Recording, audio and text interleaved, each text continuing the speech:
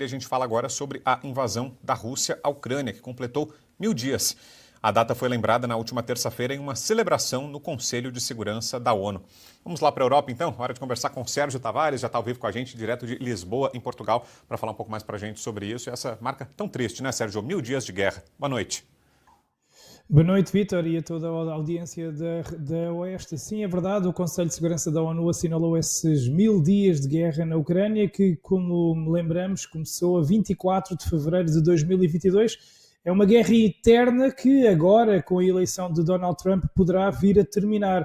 Aqui em Portugal também o primeiro-ministro português Luís Montenegro assinalou ontem esses 1000 dias do conflito na Ucrânia, fez uma publicação na rede X, escreveu que eram 1000 dias de guerra à democracia, ao humanismo e ao direito internacional, de 1000 dias de desafios e de solidariedade europeia para com o povo ucraniano, e depois deixou uma mensagem a Zelensky afirmando que Portugal caminhava ao lado da Ucrânia. Mas o que Luís Montenegro, o primeiro-ministro de Portugal, e nenhum dos outros líderes globalistas aqui europeus fazem, todos manifestam apoio, todos manifestam a vontade de mandar armas, mas não os vemos nenhum a propor negociações de paz. Só os vemos então a propor o envio contínuo de armas, e eu até diria, até ao último ucraniano morrer.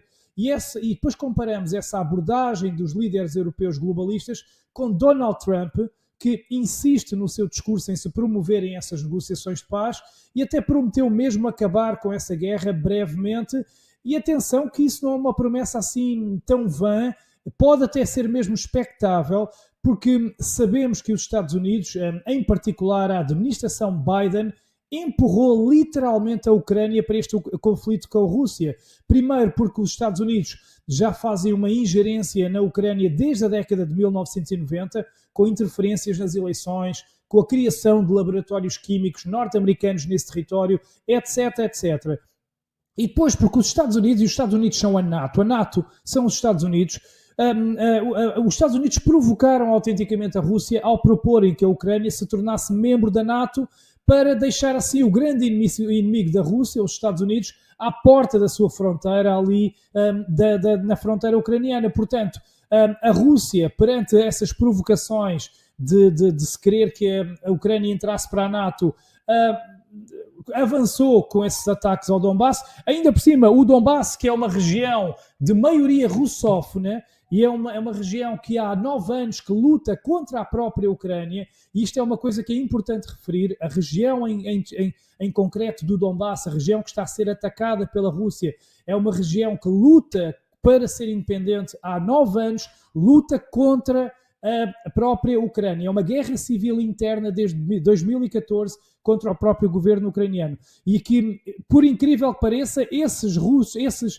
habitantes do Donbass consideram que estão a ser defendidos pelos russos neste momento. Portanto, é uma guerra muito, muito estranha, e muitos especialistas, muitos generais dizem que foi tudo orquestrado mesmo pelos Estados Unidos, em conluio com países que têm à frente dos seus destinos políticos globalistas como Macron, Pedro Sánchez, ou até aqui mesmo Portugal, Luís Montenegro, tudo para enfraquecer a Rússia, para pôr o mundo a odiar os russos, para alimentar o lobby armamentista, para se contribuir para um caos no mundo que interessa muito a estes globalistas, porque faz com que o povo fique dividido uns contra os outros, e ao mesmo tempo, no final de contas, quem sofre são os ucranianos, sofrem os soldados também de ambos os lados, e muita gente ganha. E olhem que uma das empresas que mais ganha a nível mundial é a BlackRock, uma empresa que controla o mundo juntamente com a Vanguard e com a State Street, e a BlackRock, todos nos lembramos do CEO da BlackRock a apertar a mão a Zelensky, já tem acordo para reconstruir o país quando a guerra terminar,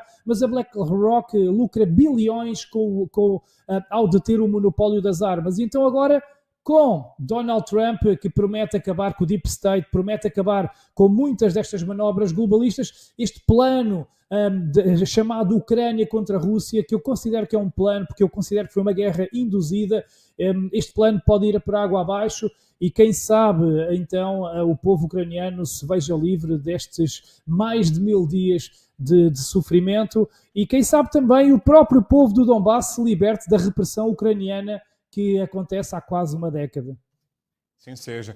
Ô Sérgio, e como é que está a repercussão por aí daquele decreto assinado pelo Vladimir Putin que deixou o mundo todo, de certa maneira, em alerta, atualizando a doutrina nuclear russa, que foi uma reação justamente à entrada de armamentos americanos na guerra? A Ucrânia passou a usar mísseis enviados pelo governo dos Estados Unidos e aí, depois disso, como resposta, o Putin assinou um decreto que atualiza a doutrina nuclear da Rússia, deixa no ar a possibilidade de guerra nuclear movida pela Rússia. Como é que está a repercussão disso? Se fala nisso mesmo? É uma preocupação real? Qual o contexto por aí, hein, Sérgio?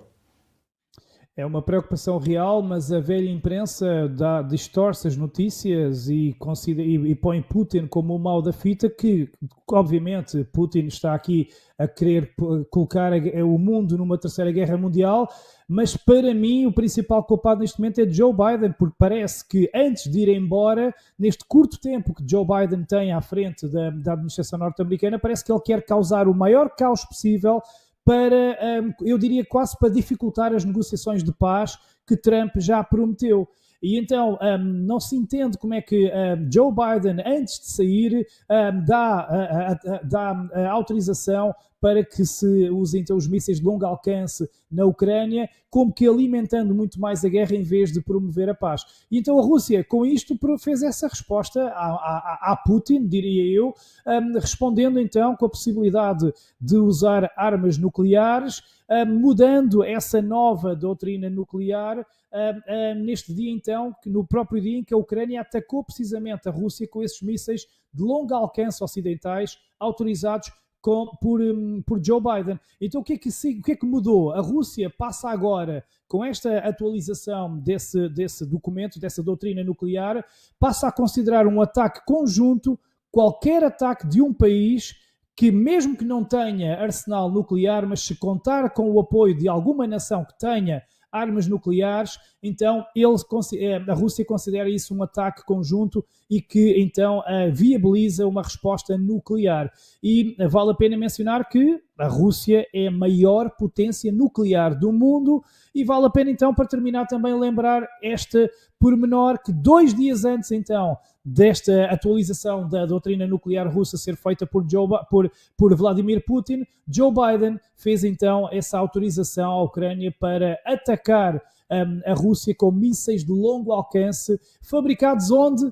Nos Estados Unidos, para serem usados onde? Em território russo. E, portanto, para os russos, isto significa mais uma provocação e sabemos de quem está rodeada a Rússia, nomeadamente Coreia do Norte, é um dos aliados e, portanto, em vez de, nos últimos dias da sua administração, Joe Biden promover a paz, ele decide alimentar a guerra a um ponto nunca visto, quase que querendo empurrar o mundo para um conflito mundial perigosíssimo e real. Sérgio Tavares, ao vivo com a gente, direto de Portugal, aqui no Jornal da Oeste. Obrigado, Sérgio, como sempre, pela presença e boa noite.